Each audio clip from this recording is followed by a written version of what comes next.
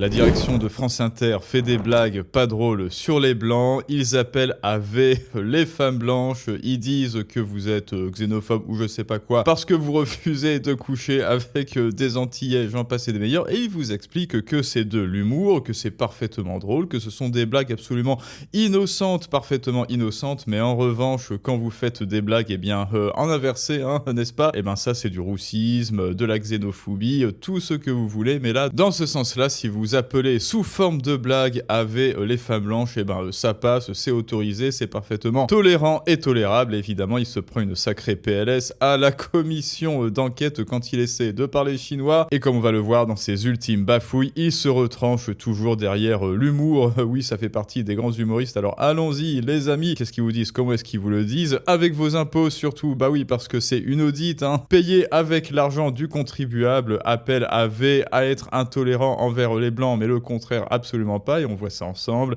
tout de suite. Et alors pour rappel, l'extrait, hein, le sketch de cet humoriste bourré de talent, absolument, c'est un prodige qui a posé problème, et bien le voici avec ses blagues sur les métis et les femmes blanches. En tout cas, la mixophobie, j'ai l'impression que c'est une peur de blanc. Hein, je pense que la dernière fois qu'un Babtou a eu aussi peur, c'est quand quelqu'un lui a demandé de twerker. Hein, et c'est ironique quand même que ce soit des blancs qui aient peur des métis, alors que c'est exactement les mêmes qui violaient des esclaves entre les cannes à sucre, ceux qui donnaient des métis. Bon, les calculs sont pas bons. Hein, et surtout, Voilà. Est-ce que vous aviez des camps dans les cannes à sucre? Oui, en fait, le mec se croit en Amérique. Phobie. J'ai juste l'impression qu'on invente un mot pour excuser les fachos. Hein, je suis pas raciste en fait, je suis plus mixophobe. Non, Karen, t'es une grosse raciste suprémaciste blanche et tu mériterais prendre ta pétée avec un Antillais pour comprendre que c'est très agréable. Voilà. Pardon, je suis un petit peu violent en cette fin de chronique. Oui, effectivement. Bon, bah alors ça, vous voyez, c'est de l'humour. Oui, c'est drôle, hein, n'est-ce pas que c'est drôle? Bah oui, la preuve que c'est drôle, il y a des gens qui rigolent tout autour de lui, très certainement pour le soutenir. Eh bien, nous lui souhaitons bien du courage à ce chroniqueur. Moi, je suis sûr qu'il va percer, hein. Voilà, Jean Masturbin à l'Olympia. Jean Masturbin en tournée dans toute la France, mais certainement pas dans un dieu d'obus. En tout cas, France Inter qui a laissé passer ça à la commission d'enquête, eh bien, comment est-ce qu'ils réagissent? Bah parce que oui, hein, vous insultez les blancs, c'est absolument autorisé, mais rappelez-vous, le racisme anti-blanc n'existe pas, c'est-à-dire les blancs, c'est les seules personnes, enfin c'est la seule ethnie dont vous pouvez vous moquer légalement, et ceci sans être juridiquement inquiété, hein. La preuve, ça passe à 1 heure de grande écoute, mais malgré tout, on va voir ce que l'autre nous dit. Comment est-ce qu'il s'en défend? Revenir sur une émission le 26 novembre dernier sur l'antenne de France Inter, l'émission Zoom Zoom Zen. Alors, il y a un chroniqueur GC ou Ressé qui nous explique, je cite, José. La mixophobie est un truc de blanc, et selon lui, Karen, qu'il décrit comme une femme blanche, mériterait, je le cite encore, de prendre sa pétée avec un Antillais. Est-ce que vous trouvez ça drôle et convenable qu'un humoriste appelle à des violences faites aux femmes, appelle au viol sous prétexte que les femmes sont des femmes blanches? Eh ben oui, c'est ça, c'est sous prétexte que les femmes sont des femmes blanches, parce que si elle avait eu une ethnie différente, mais est-ce que vous vous rendez compte du double standard, du double discours, que les gauchistes se réservent le droit, et sans aucune discrétion, hein, ils se réservent le droit de le pratiquer à volo, alors que quand vous faites du double discours, enfin soi-disant, quand vous faites la blague inverse, si vous voyez ce que je veux dire, alors là non, là ils deviennent hystériques, ils bavent de rage et ils hurlent au double discours, c'est-à-dire exactement ce qu'ils viennent de faire, exactement ce que le chroniqueur vert, là, José, vient de faire. La mixophobie, c'est un truc de blanc. Alors non, la mixophobie, c'est pas du tout un truc de blanc. Je crois que la France, c'est au monde, hein. Si on devait faire un top mondial, à mon avis, la France serait bien située en termes d'ouverture d'esprit et de mixophilie et de diversité. Je pense que celui qui pense que les blancs sont roussistes, mixophobes, hein, pour reprendre son expression, eh bien, ils n'ont jamais voyagé hors d'Europe. Non, il y a d'autres ethnies. Ah oui, il y a d'autres cultures qui sont mixophobes. Effectivement,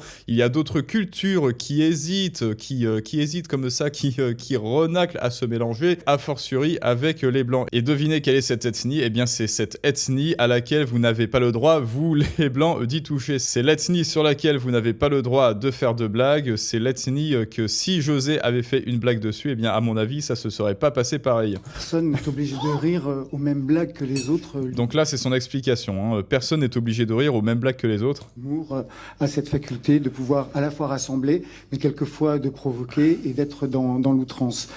L'outrance, la caricature dans les propos, est une histoire de l'humour depuis longtemps, je vais pas revenir aux caricatures de Daumier, et fait partie de la liberté d'expression que l'on se doit de défendre sur le service public.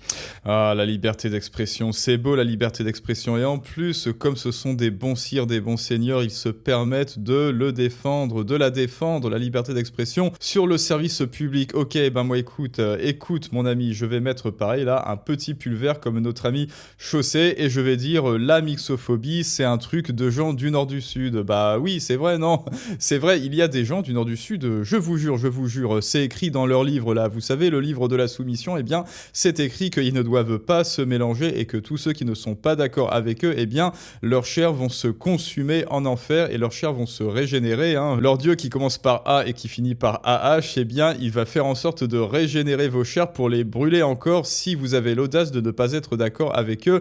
Et quelque chose me dit qu'en termes de diversité et de tolérance, eh bien, on a des leçons à leur donner. Moi je pense qu'on devrait, on devrait les éduquer sur l'acceptation de l'autre, la tolérance, la diversité. Ah non, si vous faites ça, là subitement vous êtes un conquérant, mais en revanche quand on explique à Josiane, femme blanche de 50 ans, d'être dans l'amour de la diversité et d'accepter les gens du nord du sud, là oui, on peut se permettre de l'éduquer, bien sûr. Juste, je voudrais revenir sur le fait que l'irrévérence, la provocation ont vraiment leur place sur le service public. La seule limite qu'on peut lui opposer, c'est celle du droit.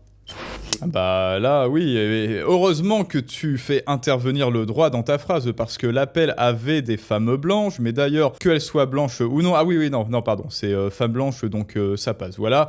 Pareil, si c'est un blanc, si c'est un Babtou, hein, voilà, si c'est un Babtou, si c'est un Gouer, si c'est un Goy, ou que sais-je, là, tout est autorisé, le roussisme envers les blancs est absolument autorisé. Pourquoi ? Parce que le racisme anti-blanc n'existe pas. C'est génial, hein, vous affirmez gratuitement que quelque chose n'existe pas, ce qui vous permet d'appliquer cette même chose dans le concret et dans le réel. Non, je te jure, pourquoi est-ce que tu te baffes ? Ce balayage, ce coup de poing que je viens de t'administrer n'existe pas, tout ça c'est dans ta tête, ça n'est pas systémique, alors ça n'existe pas. Cette baffe que je viens de te donner, non, elle n'est pas répréhensible par la loi parce que, voilà, j'ai affirmé par mon verbe performatif que c'était dans ta tête, que c'était un sentiment de coup de poing. J'ai vraiment du mal à comprendre que vous vous réfugiez alors qu'il s'agit voilà. quand même d'appel à des violences faites aux femmes et un appel au viol, que vous réfugiez derrière l'histoire de l'humour et l'irrévérence qui doit être sanctifiée et sanctuarisée sur les antennes de France Inter. Quand vous entendez un humoriste qui explique qu'il faut que des femmes blanches prennent leur pété avec un antillais, est-ce que c'est vraiment ça l'humour ? Est-ce que c'est ça l'irrévérence ? Est-ce que c'est l'histoire de l'humour ? Ou est-ce que c'est pas tout simplement alimenter la culture du viol et les appels au viol et les violences faites aux femmes ? Honnêtement, qu'est-ce que vous en pensez, vous ?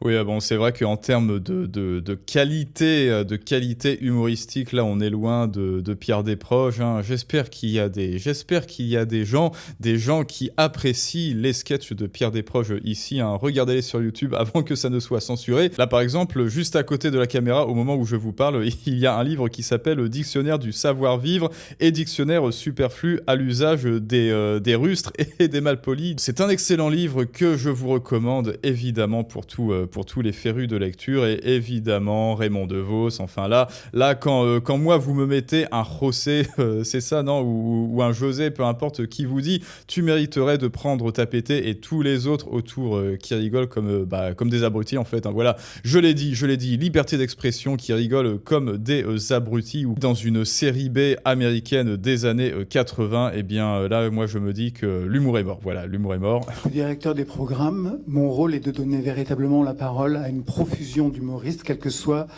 Une profusion d'humoristes. Bon, alors, Dieudonné va se représenter sur France Inter. Il l'a dit, hein, voilà, liberté d'expression, il fait venir les humoristes de tous bords, de tout pays. J'espère aussi qu'il va inviter Feu Pierre Desproges et Feu Raymond DeVos. Quel que soit leur âge, quel que soit leur sexe, quelle que soit leur opinion. Donc il y a cette pluralité qui... Quelle que soit leur opinion, vous vous rappelez du sketch de Desproges encore, on me dit que des juifs se sont glissés dans la salle. Bon, là, vous vous dites, oulala, mais c'est complètement antisémite. Eh ben non, en fait, il n'y avait rien de plus drôle, et même les JUIFS rigolaient à ce sketch tellement c'était fin, en fait. L'antenne, on a toutes les générations d'humoristes. On a des humoristes, on va dire, traditionnels du côté de l'absurde, comme par exemple David Castello-Lopez.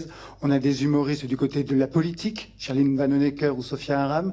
On a des humoristes comme des personnages, par exemple Thomas. Argumentum ad legem est un gage de bonne intention, mais évidemment un faux gage de bonne intention. Non, non, je vous jure, c'est de l'humour. Donc là, déjà, il part du postulat que c'est de l'humour. Donc là, déjà, on n'est pas d'accord, monsieur. Ton postulat est faux, Laurent. Ceci n'est pas de l'humour. C'est nul, voilà. Ça n'est pas drôle. Moi, ça ne me fait pas rire, mais ça ne veut pas dire que ça n'est pas de l'humour, mais véridiquement. En revanche, ce sont des insultes et des appels au V et de l'intolérance. Hein. Vous savez qu'aujourd'hui, c'est la stratégie du Darvo qui prône. Si vous voulez passer des messages d'intolérance, eh bien, il vous suffit d'affirmer aux autres que vous êtes le prince de la tolérance. Hein. Les fascistes d'aujourd'hui s'appelleront les antifascistes, ou alors vous appelez votre association ou votre parti le parti des bisounours. Et de cette manière, par verbe performatif, encore une fois, ce qui a bien compris LFI, eh bien, vous pouvez vous permettre toutes les insultes et toutes les intolérances du monde. Pourquoi ? Parce que votre parti, c'est le parti des gentils.